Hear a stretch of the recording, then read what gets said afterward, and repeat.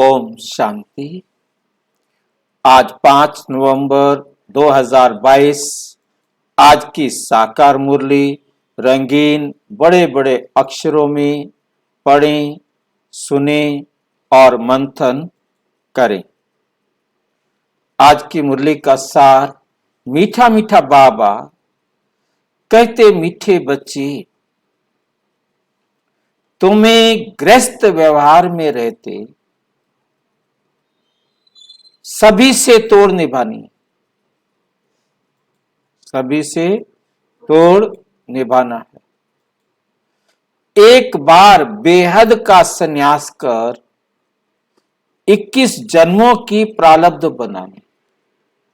संन्यास कितनी बार करना है? पूरे कल्प में एक, वो भी जीवन का थोड़ा सा समय जितना मिला है। और फिर फल कितना है? 21 जन्म की प्रारब्ध जो है वो बन जाएगी। प्रश्न, चलते फिरते कौन सी एक बात याद रहे तो भी तुम रूहानी यात्रा पर हो? रूहानी यात्रा माना मेरे में सुधार आता जाए। अब ऐसी कौन सी बात याद रहेगी जिससे हम हर वक्त अपना सुधार करते रहेंगे? उत्तर, चलते फिरते याद रहे कि हम एक्टर हैं। इस संसार में हम एक्टिंग करने के लिए आए हैं। हमको अब वापस घर जाना है। हम एक ही घर से आए हैं और हमको वापस घर जाना है।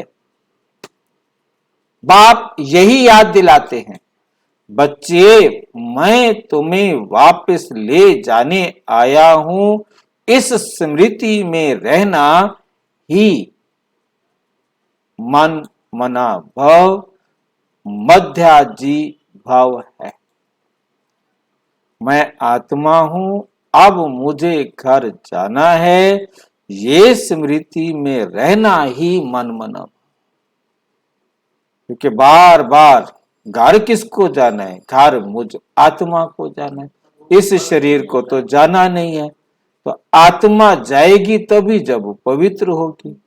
आत्मा के घर जाने की पवित्रता है कि मेरा संसार में किसी भी आत्मा से कोई हिसाब किताब नहीं। एक तो मैंने सबके साथ अपना हिसाब किताब बराबर करना है, दूसरा मैंने उनके साथ नया कार्मिक अकाउंट बनाना। मध्याजी भाव में आएगा कि मुझे सतयुगी देवता बनना है।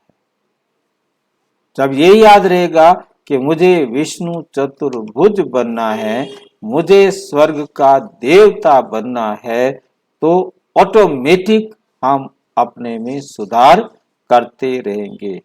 जो तुम्हें बाप सिखलाते, जो कौन सिखलाते हैं?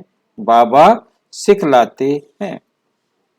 प्रश्न, सदगति के लक्षण कौन से हैं? ऐसे कौन से लक्षण हैं जिससे हम सदगति को पा सके? उत्तर, सर्वगुण संपन्न, 16 कला संपूर्ण, संपूर्ण निर्विकारी, मर्यादा पुरुषोत्तम बनना जो देवताओं के लक्षण हैं वही हमारे लक्षण है। ये जो महिमा है यही सदगति के लक्षण। जो देवी देवताओं की महिमा है वही हम अपने जीवन में धारण करें तो हम वो बन जाएंगे। जो तुम्हें बाप द्वारा प्राप्त होते, ये लक्षण हम अपने जीवन में धारण कैसे करें वो बाबा हमको सिखलाते हैं।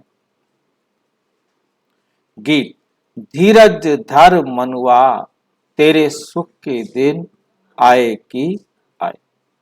ओम शांति। बच्चे नंबरवार पुरुषार्थ अनुसार जानते हैं कि अब पुराना नाटक पूरा होता है।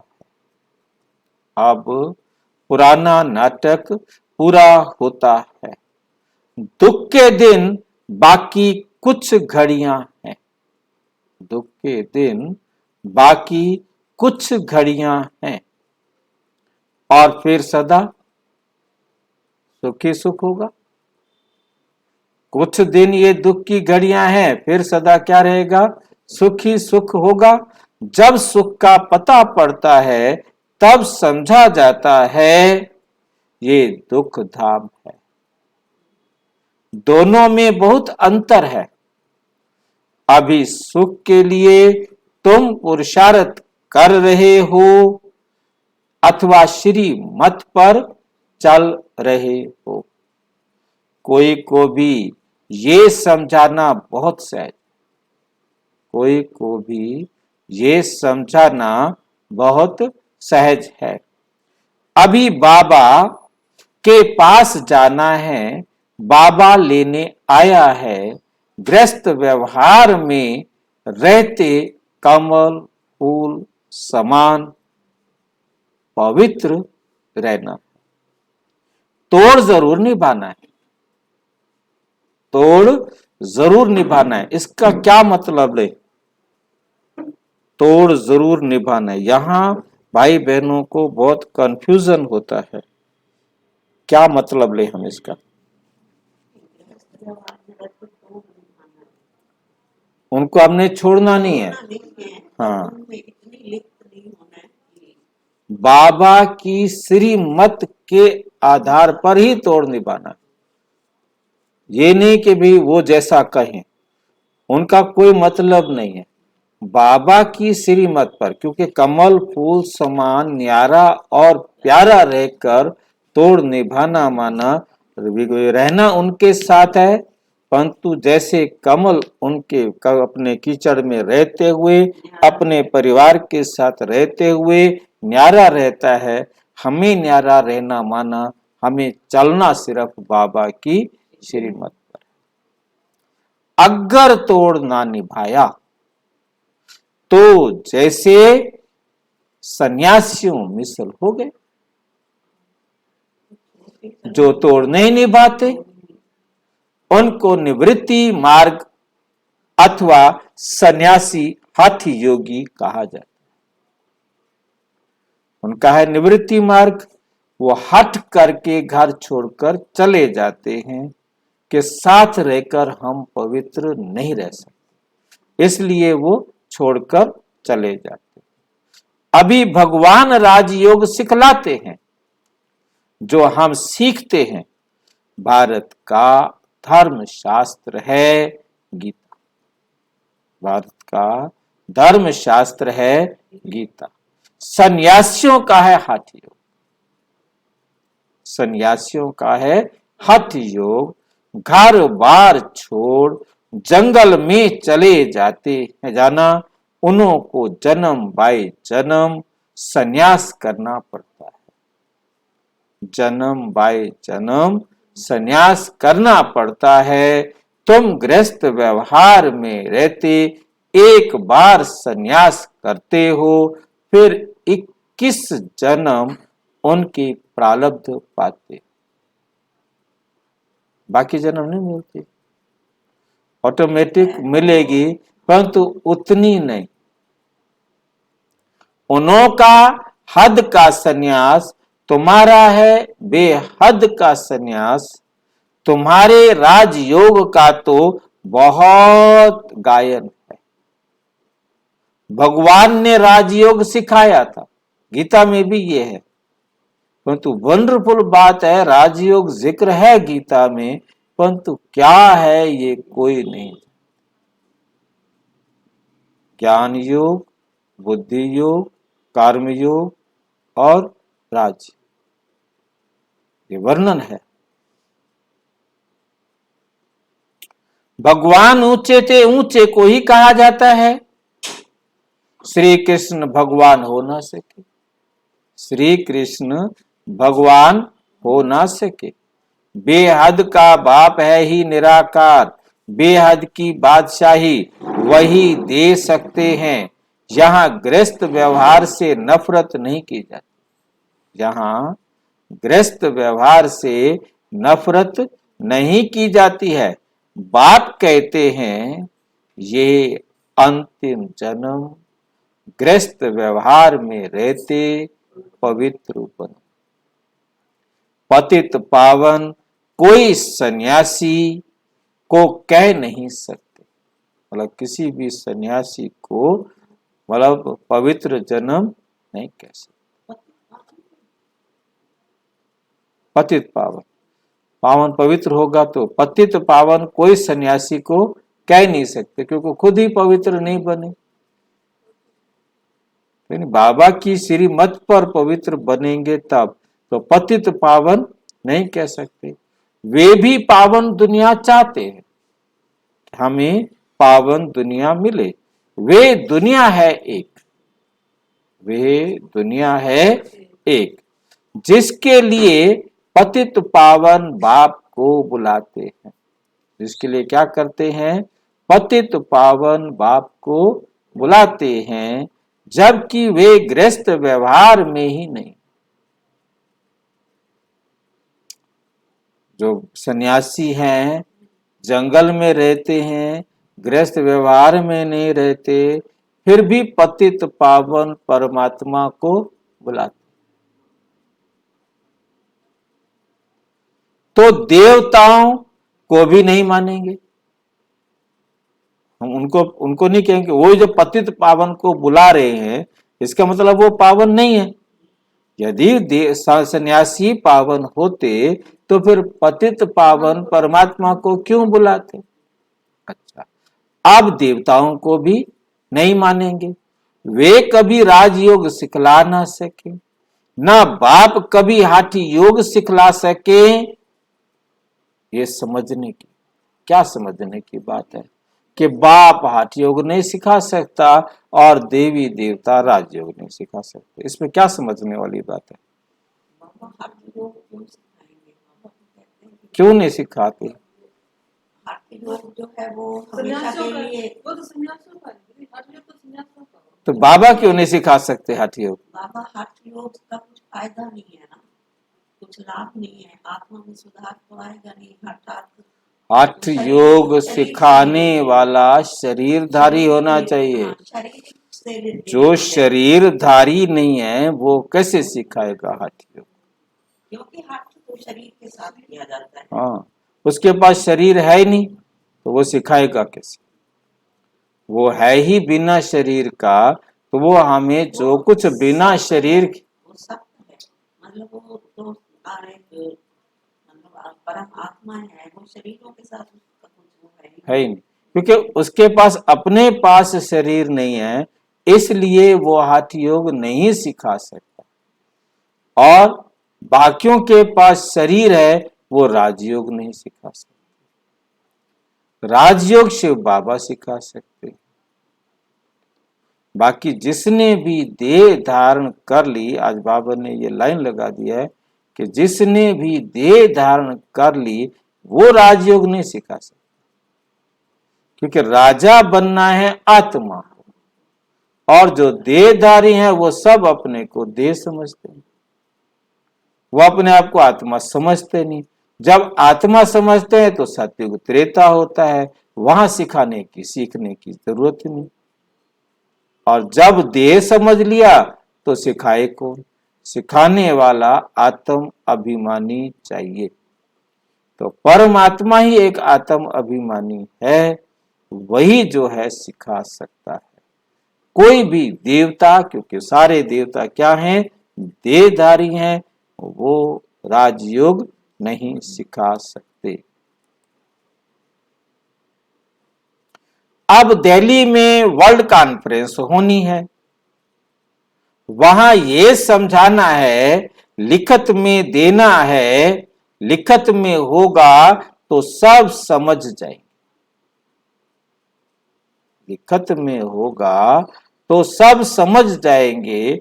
अब हम हैं ऊंच ते ऊंच ब्राह्मण कुल के, हम हैं ऊंच से ऊंच ब्राह्मण कुल के, वे है शूद्र कुल, वे हैं शूद्र कुल के, हम हैं आस्तिक और वो हैं नास्तिक। हम हैं ऊंच से ऊंच कुल के और दुनिया वाले क्या है, शूद्र कुल के। सारी दुनिया शूद्र कुल, कह के दिखाओ, लड़ाई हो जाए। हाँ शूद्र भी कहते हैं, हमें शूद्र कह दिया अभी हाँ कंप्लेंट पुलिस में। हाँ। और अब बाबा कहते सब शूद्र है, सब पतित है, बाबा कर रहा है, हम हैं आस्तिक। बाबा के खिलाफ कोई केस नहीं कर सकता है नहीं ना कोई जाति सूचक शब्द कहते हैं। वे है नास्तिक, वे है आस्तिक, हम हैं आस्तिक और वो हैं नास्तिक। वे ईश्वर को ना जानने वाले, वो ईश्वर को जानते ही नहीं। हम हैं ईश्वर से योग रखने वाले, तो मत भेद है ना। बाप ही आकर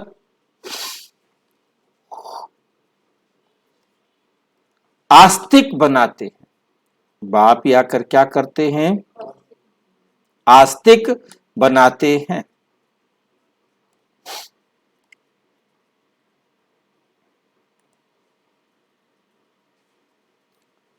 बाप का बनने से बाप का वर्षा मिल जाता है। बाप का बनेंगे तो बाप का वर्षा मिल जाएगा। ये है बड़ी पेचीली बात। बाप का बनने से बाप का वर्षा मिल जाएगा, ये है बड़ी पेचीली बातें। पहले तो बुद्धि में बिठाना है कि गीता का भगवान परम पिता परम आत्मा है। गीता का भगवान परम पिता परम आत्मा है। उसने ही आदि सनातन देवी देवता धर्म की स्थापना की। भारत का देवी देवता धर्म ही मुख्य है। भारतवासी अपने धर्म को भूल गए हैं, ये भी तुम जानते हो, ये भी तुम जानते हो। भारतवासियों को ड्रामा अनुसार अपना धर्म भूलना ही है, अपना धर्म भूलना ही है। तब तो बाप आकर फिर स्थापन करें, नहीं तो बाप आए कैसे, नहीं तो बाप आए कैसे। कहते हैं जब देवी देवता धर्म प्राय लोप हो जाता है तब मैं आता हूं। प्राय लोप भी जरूर होना है, प्राय लोप भी जरूर होना है। कहते हैं बैल की एक टांग टूट, बैल की एक टांग टूट गई, बाकी 3 टांगों पर दुनिया खड़ी। क्या है उसका कारण? मतलब अब एक टांग रह गई है, एक टांग टूट गई, सतयुग बीत गया। तो एक टांग टूट गई, क्योंकि 4 युग हैं। जब ये बैल जो है वो धर्म का प्रतीक है। शास्त्रों में लिखा है, वो ये लिखा है कि धर्म रूपी बैल, मतलब धर्म को बैल के साथ कंपेयर किया है। हम तो कहते थे धरती बैल वो अलग बात है, वो अलग बात है।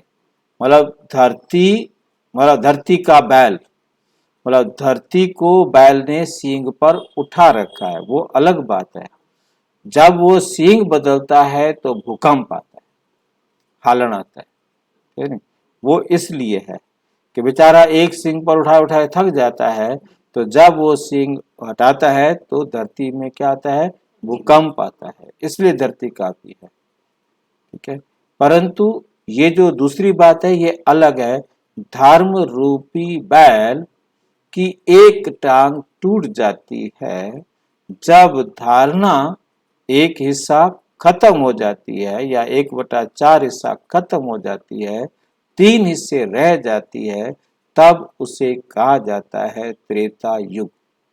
इसका नाम त्रेता युग भी इसीलिए रखा कि 3 हिस्से सच और 1 हिस्सा झूठ हो गया। और फिर जब द्वापर शुरू होता है तो दूसरी टांग टूट जाती है, 2 हिस्से सच और 2 हिस्सा झूठ हो जाता है। 8 आने रह जाता है, 16 आने है ना पूरा, तो 8 आने खत्म हो गया, 8 आने रह गया, आधा आधा हो गया। कलयुग शुरू होता है तो 1 टांग रह जाती है, अब तो वो टांग भी गई, अब तो पड़ा है कलयुग नीचे। अब बाबा ने आज क्या कहा है कि मुख्य हैं ही 4 धर्म, सनातन धर्म, इब्राहिम द्वारा इस्लाम धर्म, क्राइस्ट द्वारा क्रिश्चियन धर्म और बौद्ध द्वारा बौद्ध धर्म। बाकी सब इनकी शाखाएं।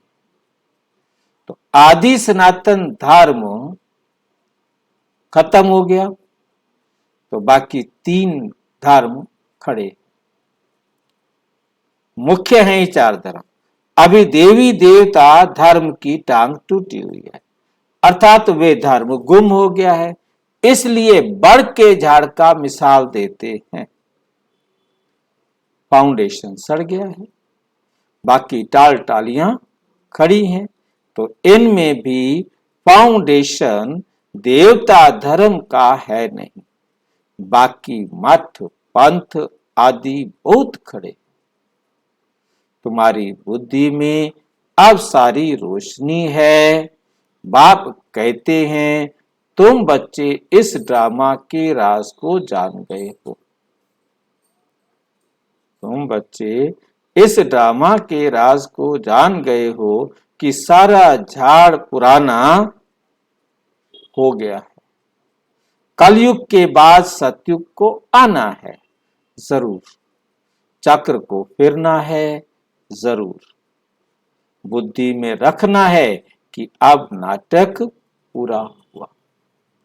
हम जा रहे हैं चलते फिरते, ये याद रहे कि अब हमको वापस घर जाना है। मन मना भाव, मध्याजी भाव का भी यही अर्थ है। हमको घर जाना है, मन मना भव, मध्याजी भव का भी यही अर्थ है। कोई भी बड़ी सभा में भाषण आदि करना है तो यही समझाना है कि परम पिता परम आत्मा फिर से, जोर किस पर देना है, फिर से कहते हैं ये बच्चे देह सहित देह के सब धर्म त्याग, अपने को आत्मा समझ बाप को याद करो, बाप को याद करो, तो पाप दग्ध होंगे, पाप दग्ध होंगे। मैं तुमको राजयोग सिखलाता हूं, गृहस्थ व्यवहार में रहते कमल फूल समान बन मुझे याद करो, पवित्र रहो, नॉलेज को भी धारण करो। अभी सब दुर्गति में, अभी सब दुर्गति में है। सतयुग में देवताएं सदगति में थे, सतयुग में देवता कहाँ थे, सदगति में थे। फिर बाबा आकर सदगति करते हैं, सर्वगुण संपन्न, 16 कला संपूर्ण, संपूर्ण निर्विकारी, मर्यादा पुरुषोत्तम, ये हैं सदगति के लक्ष्य। ये सब क्या हैं, सदगति के लक्षण। ये लक्षण कौन देते हैं,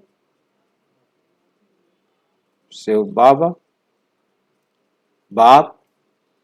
उनको फिर उनके लक्षण फिर क्या है, शिव बाबा के लक्षण क्या है फिर जो हमें देता है ये लक्षण, तो हमसे उनसे उन लक्षणों ज्यादा होंगे ना, तभी तो दे सकता है। वो है ज्ञान का सागर, शांति का सागर, प्रेम का सागर, सुख का सागर, सारे गुणों का सागर। उनकी महिमा बिल्कुल अलग है। ऐसे नहीं सब एक ही एक है। एक बाप है, हम सब आत्माएं बच्चे हैं। अब नई रचना रची जाती है। हम प्रजापिता ब्रह्मा की सब औलाद है। हम प्रजापिता ब्रह्मा की सब औलाद हैं, परंतु वो लोग इन बातों को समझ नहीं सकते। ब्राह्मण वर्ण सबसे ऊंच है। भारत के ही वर्ण गाए जाते हैं। 84 जन्म लेने में इन वर्णों से पास करना है, करना होता है। ब्राह्मण है ही संगम पर, ब्राह्मण है ही संगम पर। अच्छा, साइलेंस तो बहुत अच्छी है। शांति का हार तो गले में पड़ा है। एक रानी की कहानी है, सारे जानते हैं। अब शांति धाम अपना घर याद पड़ता है। हम कहां से आए हैं? अपना घर याद पड़ता है। चाहते सब हैं शांति घर में जाएं, परंतु रास्ता कौन बताए? शांति के सागर बाप के सिवाय कोई बता न सके। बाप की महिमा अच्छी है।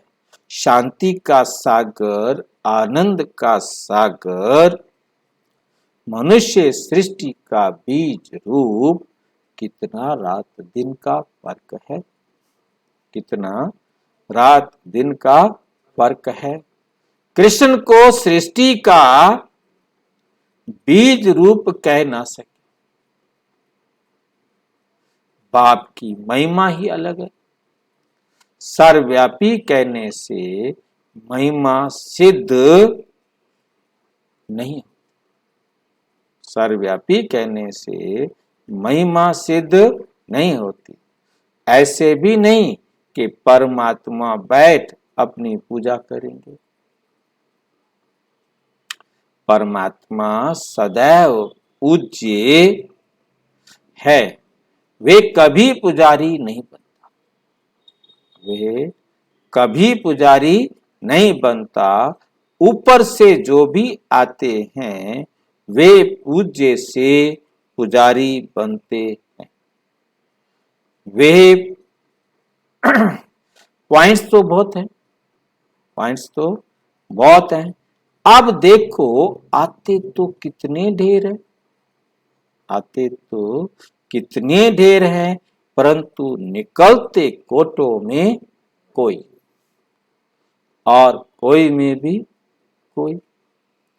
कोटों में कोई माला का दाना बनते हैं। नारद का मिसाल है। तुम अपनी शक्ल देखो, लक्ष्मी को वरने लायक हो? शक्ल तो देखो। राजा तो थोड़े बनेंगे। हाँ, लक्ष्मी को वरने लायक हो। अपने गुण देखो। नारद को जैसे अहंकार हो गया था कि मैंने तो हरि का रूप ले लिया है। कहा ऐसा तो नहीं कि तुम अभी बंदर के बंदर हो, उन्हीं विकारों में फंसे पड़े हो। राजा तो थोड़े बनेंगे, सारे थोड़ा राजा बनेंगे। एक राजा की ढेर प्रजा बनती है। पुरुषार्थ करना चाहिए ऊंच बनने का। राजाओं में भी कोई बड़ा राजा, कोई छोटा। भारत के कितने राजाएं हैं, कितनी राजाइयां चली। आती हैं सतयुग में भी बहुत राजाएं। सतयुग में बहुत राजाएं महाराजाएं होते हैं। महाराजाओं के फिर प्रिंस प्रिंसेस भी। हाँ तो क्यों नहीं होंगे। एक महाराजा बनेगा, जिसको आप लक्ष्मी नारायण को महाराजा कहते हो, तो अनेक राज्य होंगे ना छोटे छोटे, तभी तो वो महाराजा होगा। एक का राज्य होता है। ठीक है, अब समझो ना कि जब महाराजा है तो छोटे राजाएं हैं, तभी तो महाराजा है। यानी महा है वो। हाँ सतयुग में महा ही होता है। राजाएं तो आप इस टाइम नहीं, राजाएं भी होंगे, प्रजा जैसे जैसे बढ़ेगी। सतयुग में शुरू में बेशक थोड़ी प्रजा है, मान लो 16,000 है, तो एक राजा चलेगा। हाँ, तो उसके बाद जैसे जनसंख्या बढ़ेगी, दूर दूर जाएंगे, तो फिर जनसंख्या 2 करोड़ के ऊपर सोचो, काफी हो जाता है ना 2 करोड़। 2 करोड़ जनसंख्या कम तो नहीं होती ना, कम होती है।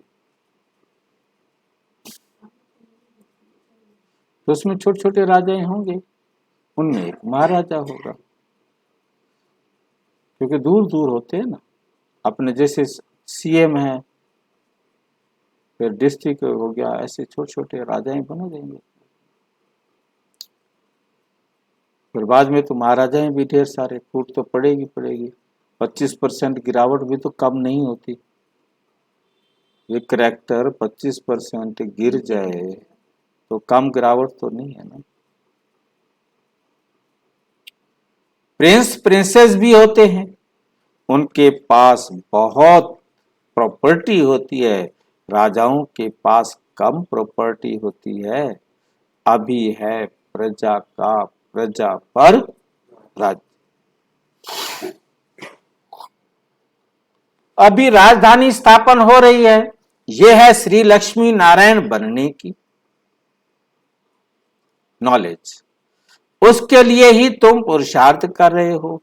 पूछते हैं लक्ष्मी नारायण का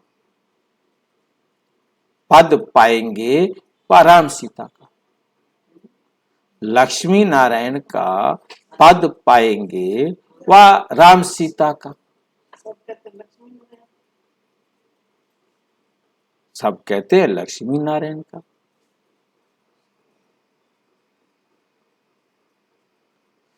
पूरा वर्षा लेंगे, वंडरफुल बातें हैं।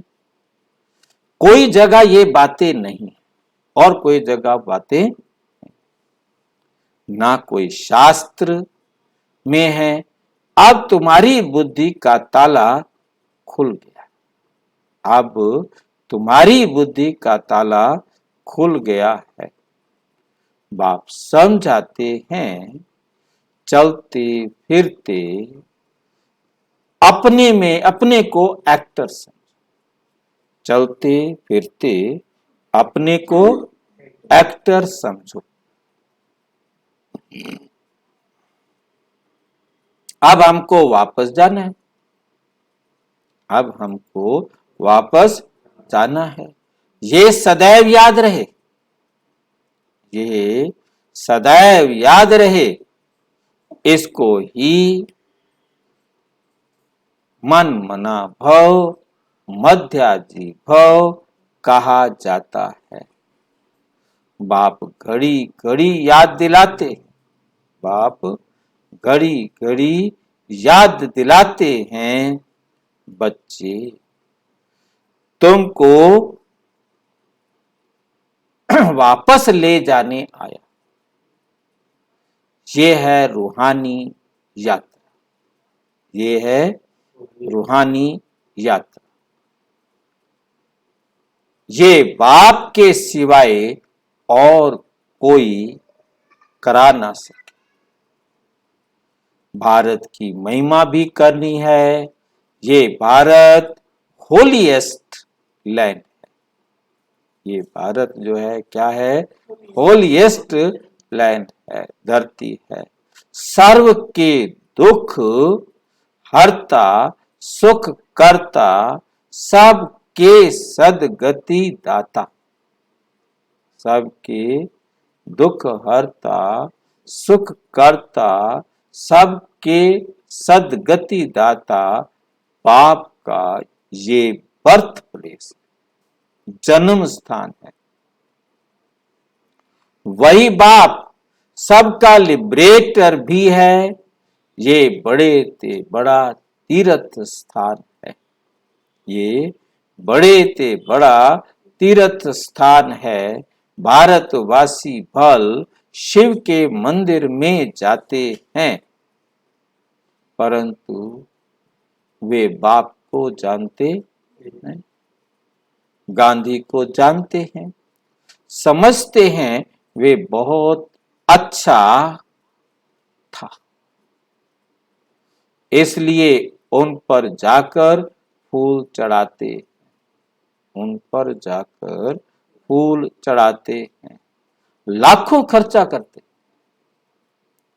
अब इस समय है उन्हों का राज्य, जो चाहे सो कर सकते, जो चाहे सो कर सकते हैं। ये तो बाप गुप्त धर्म की स्थापना करते, ये बाप क्या करते हैं? गुप्त धर्म की स्थापना करते हैं। भारत में पहले देवताओं का राज्य था, भारत में पहले देवताओं का राज्य था। दिखाते हैं असुरों और देवताओं की लड़ाई लगी। क्या दिखाते हैं?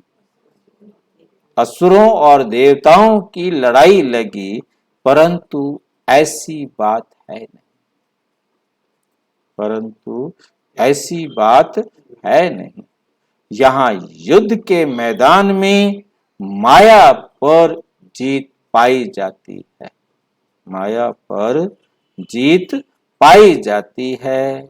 माया पर जीत तो जरूर सर्वशक्तिमान बाप ही पहनाएंगे, माया पर जीत तो जरूर सर्वशक्तिमान बाप ही पहनाएंगे। बाप ही रावण राज्य से छुड़ाए, राम राज्य की स्थापना कर रहे हैं। बाकी वहां लड़ाई आदि की बात होती नहीं, लड़ाई आदि की बात होती नहीं। अभी देखो मनुष्यों में शक्तिवान क्रिश्चियन लोग हैं, वे सब पर जीत पहन सकते हैं। क्रिश्चियन चाहे तो सब पर जीत पहन सकते हैं, परंतु वे विश्व का मालिक बने ये कायदा नहीं, नियम नहीं है। इस राज को तुम ही जानते हो, इस राज को तुम ही जानते हो। इस समय सर्वशक्तिमान राजधानी क्रिश्चियन की, क्योंकि अमेरिका भी क्रिश्चियन तो रूस भी क्रिश्चियन, दोनों क्रिश्चियन है। परंतु कितनी कमाल की बात है कि दोनों ही एक दूसरे के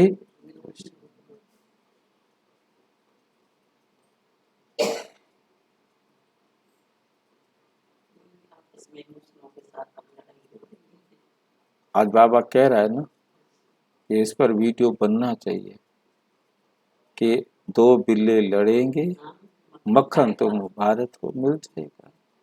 अब ये वीडियो भी जाके थोड़ा सा लोगों को छेड़ सकता है, उनकी बुद्धि को, कि अमेरिका और रूस लड़ेंगे और भारत को राजाई मिल जाएगी। तो इसको देखेंगे सारे, सबके लिए एक बड़ा विषय। इस समय सर्वशक्तिमान राजधानी क्रिश्चियन की है, नहीं तो इनों की संख्या सबसे कम होनी चाहिए, क्योंकि सनातन धर्म सबसे पुराना, उसकी संख्या ज्यादा होनी चाहिए। उन्हीं से सारे निकले हैं, अब जो निकले हैं उनकी संख्या बढ़ गई है, और जो मेन था उसकी संख्या, क्योंकि लास्ट में आए हैं। परंतु तीनों धर्मों में ये सबसे तीखा है, सबको हाथ में कर बैठे, मतलब बुद्ध धर्म और मुस्लिम धर्म मुस्लिम धर्म अपने हिसाब से खराब हो गया, बौद्ध धर्म अपने हिसाब से कामयाब, क्योंकि बौद्ध धर्म वाले बहुत ज्यादा युद्ध की वाले विचार वाले, हिंसा हिंसा को महत्व देते हैं। और सनातन धर्म तो है ही है। तो अशोक भी बुद्ध का अनुयायी बन गया था, हाँ उसने जी। हिंसा की थी एकदम से, हिंसा से एकदम उसका परिवर्तन नाम हुआ। भी चेंज हुआ। सबको हाथ में कर बैठे, क्रिश्चियन जो है सभी को अपने हाथ में कर बैठे। ये भी ड्रामा बना हुआ है। इन द्वारा ही फिर हमको राजधानी मिलनी है। कहानी भी है, दो बंदर लड़े, मक्खन तीसरे को मिल जाता। वह आपस में लड़ते हैं, मक्खन भारतवासियों को मिल जाता है। अमेरिका रूस लड़ेंगे, भारत ही। दूरदर्शिता बाबा ने है। हाँ, कहानी तो पाई पैसे की है। मतलब उस टाइम क्या बोलते हैं, हमारा जो भाई है विश्व किशोर भाऊ, उसको कहा कि इस पे 2 बिल्ले लगाओ। बाबा का भतीजा हाँ, जो अब कृष्ण का बाप बनेगा, जिसने जन्म दिया उसको। बाप बेटा अपोजिट बाप बेटा बने। हाँ। तो चाचा यानी बाप हो गया। हाँ, मतलब नहीं, अब वो बाप बन गया, इसको जन्म दिया, फिर सतयुग में नारायण का वो जाके बेटा बना। अच्छा, ये मुरली का राज है। मुरली में कहा हुआ, जैसे उस मुरली में लिखा कि जैसे बाबा को नशा था कि मैं जाकर कृष्ण बनूंगा, ऐसे विश्व किशोर को भी नशा था कि मैं नारायण का बच्चा बनूंगा। तो स्पष्ट है ना कि नारायण का बच्चा बनना। अब वो उसका बाप बना एडवांस पार्टी में जाके, फिर उसका बच्चा बन जाएगा आगे प्रिंस। Prince to Prince. कहानी तो पाई पैसे की है कि 2 बिल्ले लड़े और मक्खन बंदर खा गया, या तो जो था बाटू ने तराजू वाला। हाँ, कहानी तो पाई पैसे की है, आम कहानी है। अर्थ कितना बड़ा है, अर्थ कितना बड़ा है। मनुष्य एक्टर होते भी ड्रामा को नहीं जानते, इस ज्ञान को समझते फिर भी गरीब, इस ज्ञान को समझते फिर भी गरीब हैं। साहूकार लोग कुछ भी नहीं समझते। गरीब निवाज पतित पावन बाप ही गाया हुआ है, बाप ही गाया हुआ है। अब प्रैक्टिकल में पार्ट बजा रहे हैं, बड़ी बड़ी सभाओं में तुमको समझाना है। विवेक कहता है कि धीरे धीरे वाह वाह निकले। अभी ये काम शुरू कर लिया आपने, जो हम चल पड़ते हैं बार मुरली सुनी कर सकते थे। कहाँ? बड़ी बड़ी सभाएं लगाने, सभाओं में बोलने। उसके लिए सभा भी तो चाहिए ना, ऐसे थोड़ा बोलने जा सकते हैं। सभा भी तो हो ना, सभा में कोई टाइम देने वाला भी तो हो ना। पहले था, अभी जाने को तो जा सकते हैं, क्योंकि मैं निकला था जब सारी कंपनियों में रास्ता तो आप खुद निकालते, मैं नहीं क्या निकाल, मतलब जो भी है, मतलब ये भी बेहद की सेवा है। तो इसमें भी सबको मैसेज मिल रहा है। मतलब अब मुरली इतने सारे पढ़ने सुनने लग गए हैं, अच्छी लग रही है मुरली उनको, इतना देखने लग गए हैं। तो सब चलेगा कि बाबा का आज मुरली में जो आया अगले दिन कर देते हैं। मतलब जैसे शमशान में आया था, लिखा शमशान में जाओ, तो मैं मुरली सुन के आया सेक्टर 4 से, सीधा शमशान चला गया। अब जाके सेवा करनी है शमशान में, तो शमशान में सेवा करने लग गए। फिर जैसे जैसे बाबा के डायरेक्शन मिलते गए वैसे वैसे होता गया। जेल में गए तो फिर जेल में सेवा करने लग गए। ऐसे ही जैसे जैसे मिलता है तो वैसे अपने जीवन में लाना है। तो लास्ट मोमेंट में डंका बजाना, आखिरी क्षण पर क्या बजाना है? डंका बजाना है। अभी तो बच्चों पर ग्रहचारी बैठती रहती, बच्चों पर क्या बैठ जाती है? ग्रहचारी बैठ जाती है, जिसके कारण चलते चलते अटक जाते हैं, लाइन क्लियर नहीं है, विघ्न पड़ते रहते हैं। जितना पुरुषार्थ करेंगे उतनी ऊंच प्रारब्ध मिलेगी। पांडवों को 3 पैर पृथ्वी के नहीं, पांडवों को 3 पैर पृथ्वी के नहीं मिलते थे। अभी का ये गायन है, परंतु ये किसी को पता नहीं। गायन है परंतु पता किसी को भी नहीं कि वही फिर विश्व के मालिक बनेंगे। प्रैक्टिकल में तुम बच्चे अब जानते हो, इसमें अफसोस नहीं किया जाता। कल्प पहले भी ऐसे हुआ था। ड्रामा के पट्टे पर खड़ा रहना है, हिलना नहीं चाहिए। अब नाटक पूरा होता है, चलते चलते चलते हैं सुख धाम में। पढ़ाई ऐसी पढ़े जो ऊंच पद पाले में। अच्छा, मीठे मीठे सिक्की लदे बच्चों प्रति माता पिता बाप दादा का याद प्यार और गुड मॉर्निंग। रूहानी बाप की रूहानी बच्चों को नमस्ते। हम रूहानी बच्चों की रूहानी बाप दादा को नमस्ते नमस्ते नमस्ते। धारणा के लिए मुख्य सार नंबर 1, किसी भी बात का अफसोस नहीं करना। किसी भी बात का अफसोस नहीं करना है। अपनी बुद्धि की लाइन सदा क्लियर रखनी है। ग्रहचारी से अपनी संभाल करनी है। गृहस्थ व्यवहार से तोड़ निभाना है। नफरत नहीं करनी, नफरत नहीं करनी है। कमल फूल समान रहना है। आस्तिक बन सबको आस्तिक बनाना है। वरदान है, बड़ी दिल रख सेवा का प्रत्यक्ष फल निकालने वाले विश्व कल्याणकारी भव। जो बच्चे बड़ी दिल रखकर सेवा करते हैं तो सेवा का प्रत्यक्ष फल भी बड़ा निकलता है। कोई भी कार्य करो तो स्वयं करने में भी बड़ी दिल और दूसरों को सहयोगी बनाने में भी बड़ी दिल हो। स्वयं प्रति व साथी सहयोगी आत्माओं प्रति संकुचित दिल नहीं रखो। संकुचित दिल नहीं रखो। बड़ी दिल रखने से मिट्टी भी सोना हो जाती। दिल बड़ी रखोगे तो मिट्टी भी क्या हो जाएगी? सोना हो जाती है।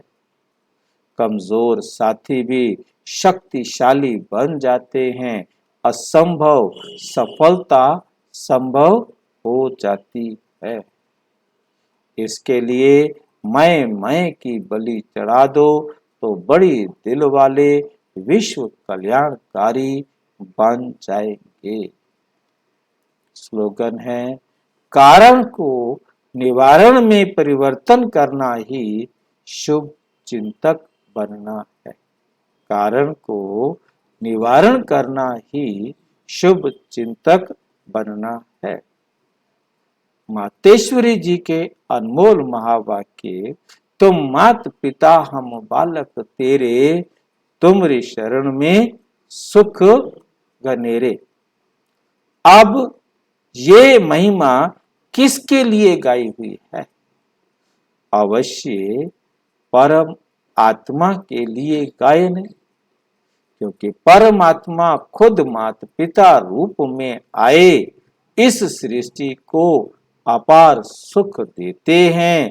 जरूर परमात्मा ने कब सुख की सृष्टि बनाई है?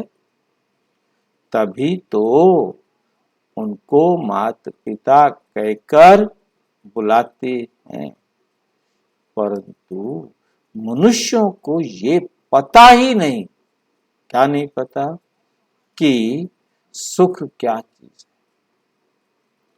जब इस सृष्टि पर अपार सुख थे, तब सृष्टि पर शांति थी, परंतु अब वो सुख नहीं है।